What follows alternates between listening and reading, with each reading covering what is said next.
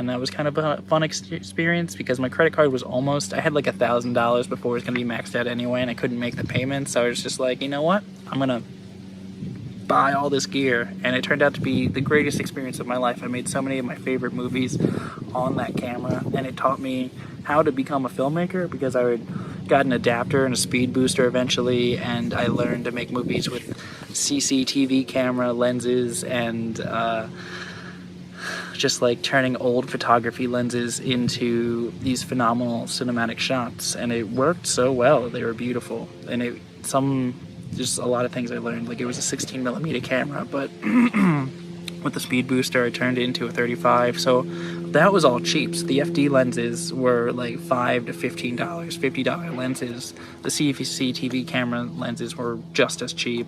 So I bought the camera and I bought a shit ton of lenses, learning as I go. I went on K.com. You do finances. You learn to make do with what you got.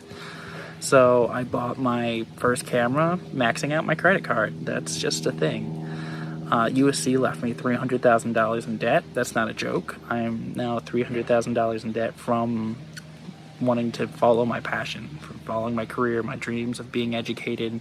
I got a master's degree in art, so I kind of knew that was going to happen, but now I don't have a job. I have to make my own jobs, and it's just very costly living in Los Angeles. I'm very lucky because I have family members, but it's still such a hassle, and I don't have rich family members either. Like most USC students, I'm a poor man.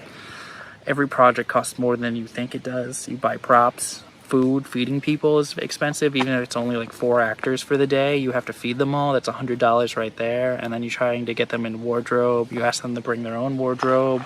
It's just it's a process, and it's worth it in the end. I highly recommend filmmaking.